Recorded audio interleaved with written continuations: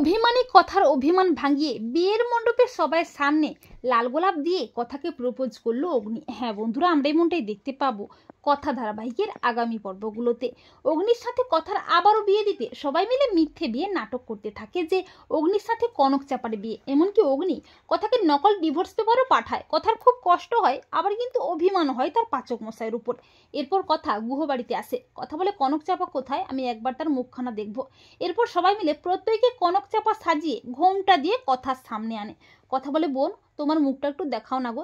এই বলে কথা যখনই কনক চাপার ঘোমটাটা সরাবি করে, তখন সঞ্চিতা বলে, আহা কথা মা, এখন মুখ দেখানো যাবে না, মঙ্গল অমঙ্গলের একটা ব্যাপার আছে তো। একবার বিয়ের দিনে তুমি কনক চাপার মুখ দেখতে পাবে, আর তার জন্য বিয়ে পর্যন্ত তোমাকে এই গুহবাড়িতেই থেকে যেতে হবে। সঞ্চিতার কথা মতো কথা গুহবাড়িতেই থেকে যায়। এরপর সবাই মিলে মিথ্যে বিয়ের আয়োজন শুরু করে, আনন্দে মাতামাতি শুরু করে। আর কথার কিন্তু খুব কষ্ট হয়। অগ্নি মনে মনে ভাবে, দেখি গোবর দেবী, এভাবেই তোর জেদ আমি ভাঙবো, দেখি কি করে তুই তোর পাচক মশাইকে অন্য কারো হতে দিস। এরপর বিয়ের লগ্ন চলে আসে, অগ্নিকে বর বেশে আর প্রত্যেককে কোণে বেশে ছাদনা তলায় নিয়ে আসা হয়। বিয়ে শুরু হয়ে যায়, শুভ দৃষ্টি হয়, সাত পা ঘোরাও হয়। এরপর যখনই মালাবদল হবে করে, তখন কথা রুদ্রমূর্তি রূপে বটি হাতে বিয়ের মণ্ডপে আসে। কথা বলে, দেখি তো কোন কনক চাপার এত স্পর্ধা আমার পাচক মশাইকে বিয়ে করবে। কনক চাপার ঘোমটা সরিয়ে প্রত্যয়কে দেখে তো চমকে ওঠে কথা। কথা বলে, প্রত্যয়দা তুমি কনক চাপা কোথায়? তখন প্রত্যয় বলে, আমি তো কনক চাপা কোথা। তখন কথা বলে, এসব কি হচ্ছে, এসবের মানে কি? তখন অগ্নি একটা লাল গোলাপ এনে কথাকে প্রপোজ করে বলে, আই লাভ ইউ কথা, আমি তোকে খুব ভালোবাসি কথা।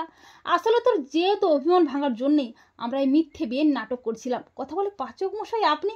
অগ্নি বলে, হ্যাঁ কথা, এই অগ্নির জীবনে কথা ছাড়া অন্য কেউ নেই। তুই ভাবলি কি করে গোবর দেবী তোর পাচক মশাই তোকে ছাড়া অন্য কারোর সাথে সংসার করবে? কথা বলে, কিন্তু মা তো মায়ের পছন্দ মতো মেয়ের সাথে আপনার বিয়ে দিতে চায়। সঞ্চিতা কথাকে জড়িয়ে ধরে বলে, হ্যাঁ তো আমার পছন্দের মেয়ের সাথে আমার ছেলের বিয়ে দেবো তো, আর তাই তো এবারই লক্ষ্মীকে আমি বাড়ি ফিরিয়ে আনলাম।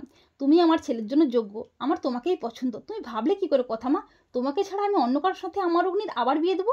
এরপর সঞ্চিতা কথা অগ্নির চার হাত আবারও এক করে দেয় আর বলে, কোনো পরিস্থিতিতে দুজনের হাত ছেড়ো না। তো বন্ধুরা, তোমরা এটা চাও তো যে অভিমানী কথার অভিমান ভাঙিয়ে বিয়ের মণ্ডপে সবাই সামনে যেন কথাকে লাল গোলাপ দিয়ে ভালোবাসার কথা জানায় অগ্নি?